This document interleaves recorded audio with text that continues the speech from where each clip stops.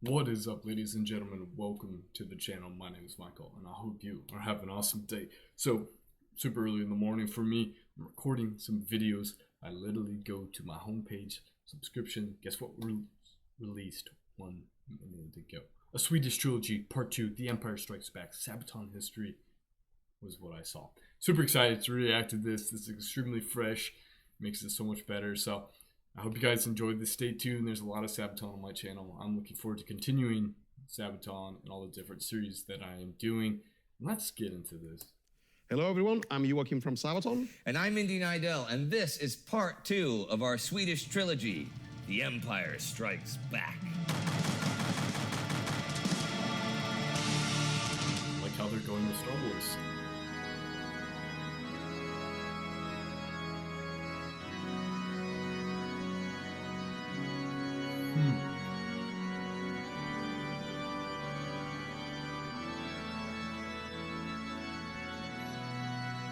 Oh, those organs. I think this episode is actually more The Two Powers than The Empire Strikes Back. And yes, this is part 2 of the Swedish trilogy that covers the events of Sweden's Great Power period that are not covered in the episodes about each of the songs on the album Carolus Rex. After several years of absence in wars against Poland and Denmark, King Charles X, well, Karl den Tionde Gustav's return to Stockholm was a brief one. In 1660, he fell ill with pneumonia and died during just the 5th year of his reign. His son Charles was just 5 years old at the time, so regency went to the Dowager Queen Hedvig Eleonora and a regency council. The council and the queen did not get along well, however. While the queen was pretty indifferent to politics, she was unwilling to compromise her position in the realm. The council, on the other hand, lacked the quality statesmen of the past, pretty much. Stuck in a power struggle of private feuds and personal rivalries, the country fell into fiscal mismanagement and military and defensive neglect. Even King Charles, once he was crowned Karl den Elfte, Karl XI, did not embody the traits of a modern monarch. He had no interest in statecraft. He could barely read or speak any foreign language other than a bit of German, and overall had little knowledge of the world outside the Swedish borders. It did not take long for Sweden's numerous enemies to notice Sweden's weakness. Prussia's victory at the Battle of Fehrbellin in 1675 had little strategic impact, but it clearly showed that the fearsome Swedish lion might have grown tame. There had been talks of a proposed wedding between young Karl and the Danish princess to ensure peace between the two countries, but the loss at Fehrbellin destroyed such hopes. Instead, Danish King Christian V declared war on the Swedes. In June the next year, the Danish fleet set sail. Completely opposite of what you're wanting, and the battle of potential suitors back in the day, just the chaos that ensues when it comes to a military alliance with the Dutch had ensured that Denmark not only had a modern army but also a top-of-the-line navy. Without much trouble, the Danish fleet swept the inferior Swedish navy aside. Unchallenged, the Danes raided and bombarded the Swedish islands, blockaded Gothenburg, and prevented Sweden from shifting reinforcements across the Baltic Sea. Then, an invasion force of 14,000 Danes landed unopposed on the beaches south of Helsingborg. King Christian's goal was to reconquer Scania, the economic breadbasket of southern Sweden. The news of the Danish invasion spread fear across the Swedish realm. Karl began to realize how badly the interim regency had mismanaged the defensive capabilities of the state. The Swedes were unable to resist the invasion because there was simply no army in southern Sweden strong enough to do so. Just like the navy, the fortresses and garrisons had been neglected, and one strong point after the other fell, or more often, willingly surrendered to the Danes. Morale plummeted as the king and his... I like how he adds the aspect, willingly surrender. So there's obviously a lot going on behind the scenes with that statement right there is, they don't like the monarch,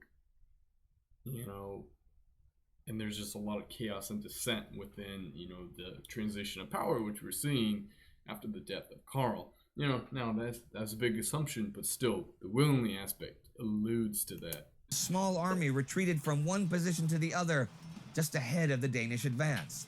Karl felt that he had already lost the war without fighting a single battle. He was still young and inexperienced, and the magnitude of the mismanagement had shattered his confidence. Nothing was prepared. No supplies, nothing. All summer long, the Danish offensive continued. King Christian captured Helsingborg and Landskrona, taking over mighty fortresses with minimal effort. Soon, all of southwestern Scania was occupied by the Danes. King Karl went to Kristianstad, one of his last bastions in Scania, and the key to its eastern part. By the beginning of August, the Danes arrived as well. Once more, King Karl withdrew. Kristianstad, however, resisted fiercely before it was eventually conquered with heavy Danish losses. This gave Karl a bit of confidence, but still, with the loss of Kristianstad, the situation looked grimmer than ever. It was soon late September, and Danish King Christian prepared his troops to go into winter quarters while the Danish navy returned to Copenhagen. The war, he boasted, would be won in the coming spring. But the Danes had been fighting the war in Scania in continental fashion, meaning they aimed at beating their opponents by sieges and maneuvers. So the Swedes thought they had to change strategy. King Karl looked back to the legendary victories of Gustav Adolf in the 30 Years' War, who had destroyed his enemies by decisive and brilliant strategic battles. Karl had barely any other option left. He either could retreat north with his starving army, which would mean he'd lose all of Scania to the Danes, or he could attack the Danish army while being heavily outgunned and outnumbered. Chances were slim there, but slim chances are usually better than no chances at all. So while the Danes prepared for winter quarters, King Karl went on the offensive. That's a nice little strategy right there. You know, and it's cool to see that these monarchs are adapting, and the history we're seeing. The King Karl adjust his approach and learning and using history. Once again, one of the reasons why I'm so enthralled with history on a personal note is the fact that you can learn from other people's failures instead of you having to do it yourself. And we're literally seeing Karl do this from the other Karl. It's just...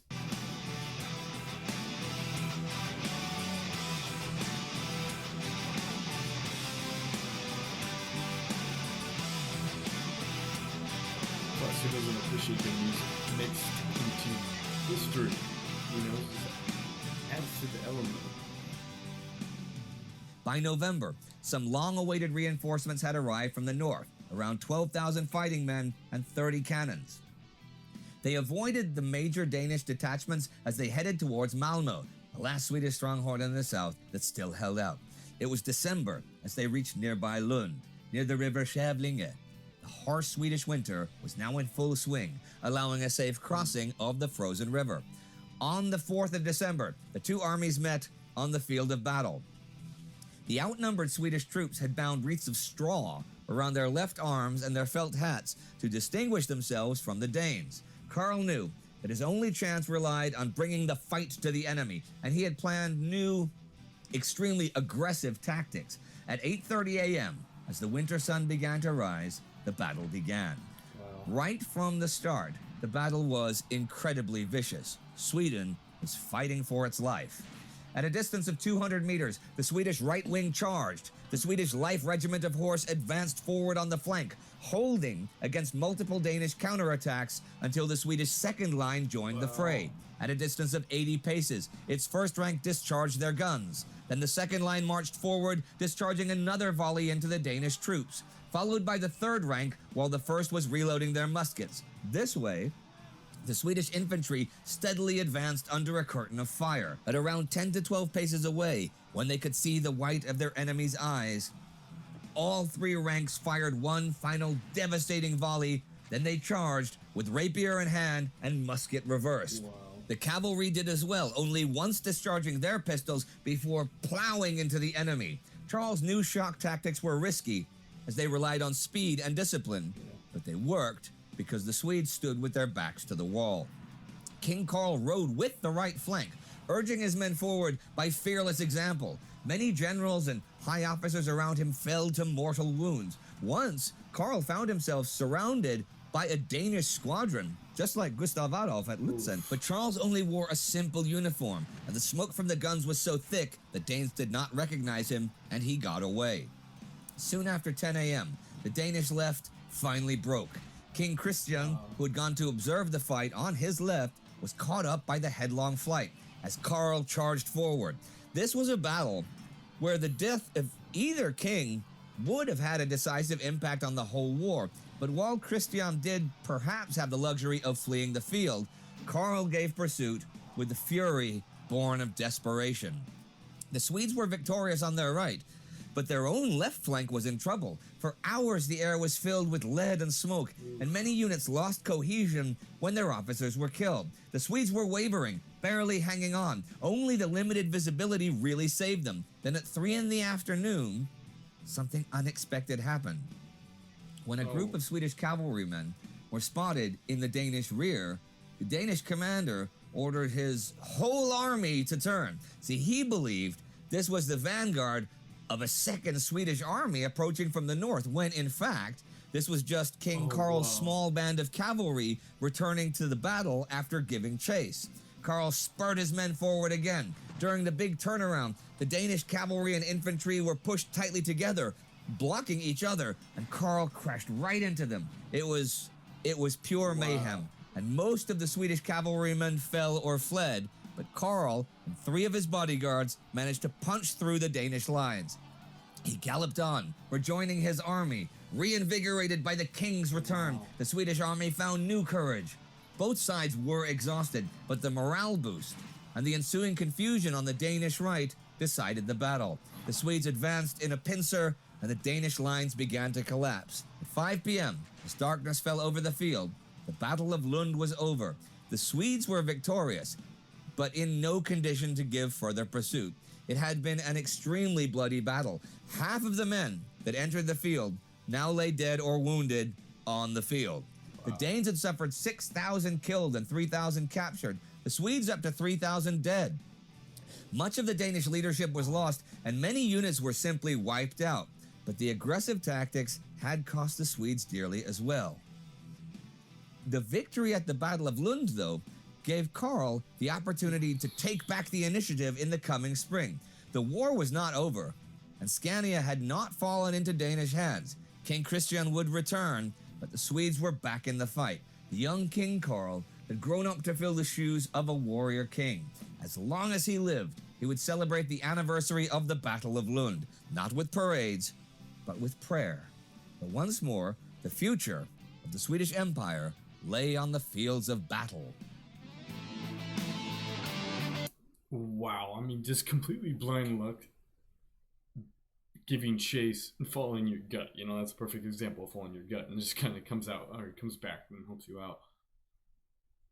But still, I mean, just the fact that they expected a charge from the back, and it worked out that the left wing was having issues, and man, seriously, that's crazy. And it kind of, I like how they're taking an approach of like Star Wars. You got the New Hope and the Empire Strikes Back.